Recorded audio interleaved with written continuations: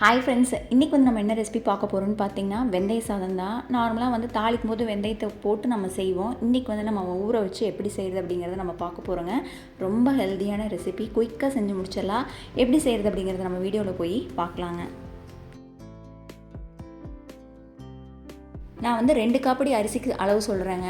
4 teaspoon வந்து வெந்தயத்தை எடுத்துக்கலாம். அதை வந்து முதலையே 2-3 தடவை கழுவிட்டு நைட்டே ஊற வச்சிடலாங்க. இப்போ காலையில் செய்ய போகிறோன்னா நைட்டு ஊற வச்சோன்னா நம்ம கரெக்டாக இருக்கும். இப்போ காலையில் பார்த்திங்கன்னா வெந்தயம் வந்து நல்லா ஊறி வந்துச்சு. இந்த தண்ணியை நம்ம யூஸ் பண்ணிக்கலாம். அரிசி வந்து ஊற வச்சுக்கலாங்க. 2 காப்படி அரிசி. இதையும் அதே மாதிரி 2-3 தடவை கழுவிட்டு தண்ணியில் வந்து ஊற வச்சுக்கலாங்க. ஃபஸ்ட்டு வந்து இப்போ வறுத்தரைக்கிறதுக்கு ஒரு பொடி வந்து ரெடி பண்ணிடலாம். 2 டீஸ்பூன் வந்து மல்லி எடுக்கிறேங்க. 1 டீஸ்பூன் வந்து சீரகம் எடுக்கிறேன். அப்புறம் கருவேப்பிலை கொஞ்சம் போட்டுக்கலாங்க. காரத்துக்கு தகுந்த மாதிரி வரமிளகா நான் வந்து 4 மிளகா சேர்த்துறேன். இது எல்லாத்தையும் நல்லா பொரிஞ்சு வர வரைக்கும் நம்ம வந்து வறுத்துக்கலாம். அப்போ தான் ஈஸியாக பவுட்ரு பண்ணுறதுக்கு நமக்கு கரெக்டாக இருக்குங்க. இப்போ நல்லா வறுபட்டு வந்துடுச்சு. இதை வந்து இனி வந்து நம்ம ஸ்விட்ச் ஆஃப் பண்ணிக்கலாம்.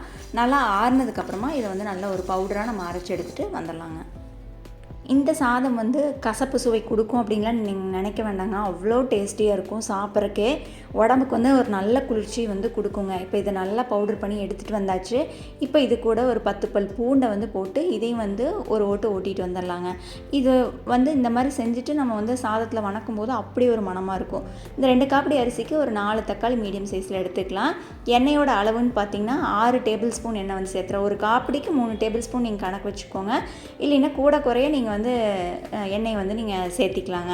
இப்போ எண்ணெய் காஞ்சோன்னா நம்ம வந்து தாளிப்புக்கு பார்த்திங்கன்னா கடுகு மட்டும் போட்டுக்கலாங்க. தாளிப்புக்கு பெருசாக வேறு எதுவும் போட வேண்டியதில்லை. கடுகு பொரிய ஆரம்பிச்சிருச்சு. இப்போ வந்து நான் வந்து சின்ன வெங்காயம் தான் கட் பண்ணி வச்சுருக்கேங்க. சின்ன வெங்காயம் தான் நல்ல ஒரு டேஸ்ட் வந்து கொடுக்கும். சின்ன வெங்காயம் கூட வந்து ஏற்கனவே நம்ம வரமிளகா அரைச்சிருக்கிறதுனால பச்சை மிளகா காரத்துக்கு ஒரு டேஸ்ட்டுக்காக பச்சை மிளகா, கருவேப்பிலை இது எல்லாத்தையும் போட்டு வதக்கி விட்டுறலாங்க. பருப்பு சாதம் மாதிரியே தாங்க, ரொம்ப சிம்பிள். டேஸ்ட் அந்தளவுக்கு சூப்பராக இருக்குங்க. இந்த ஸ்டேஜில் நீங்கள் வந்து தக்காளி வந்து சேர்த்திக்கோங்க. தக்காளி போட்டு நல்லா மசிஞ்சு வர வரைக்கும் நம்ம வந்து வேக வச்சுக்கலாம். இப்போ வந்து கொஞ்சோண்டு மஞ்சத்தூள் வந்து சேர்த்திக்கலாங்க. எப்போவுமே தக்காளி வதங்கும் போது கொஞ்சோண்டு உப்பு சேர்த்திட்டோம் அப்படின்னா தக்காளி வந்து ஈஸியாக நமக்கு வந்து மசிஞ்சு வந்துடுங்க. இப்போ அரிசி பார்த்திங்கன்னா ஒரு 1/2 மணி நேரம் நல்லா ஊறிடுச்சு. இந்த தண்ணியை நம்ம மெஷர் பண்ணி சாதத்தில் வந்து நம்ம ஊற்றிக்கலாங்க. இப்போ பார்த்திங்கன்னா வெங்காயம் தக்காளி நல்லா வதங்கினதுக்கப்புறமா நான் அரைச்சி வச்சுருக்கிற பொடியை வந்து உள்ளே போட்டு இதை வந்து ஒரு பரட்டிக்கலாங்க.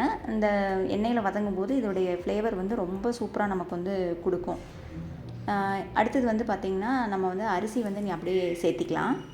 தாளித்த சாதம் எது செய்யும் போது நம்ம அரிசி வந்து எண்ணெயில் போட்டு இந்த மாதிரி 1 நிமிஷத்துக்கு வதக்கும் போது சாதம் வந்து ரொம்ப குழையாமல் கரெக்டான பக்குவத்துக்கு நமக்கு வந்து வெந்து வருங்க. இதே அதே மாதிரி 1 நிமிஷத்துக்கு போட்டு வதக்கிக்கலாம்.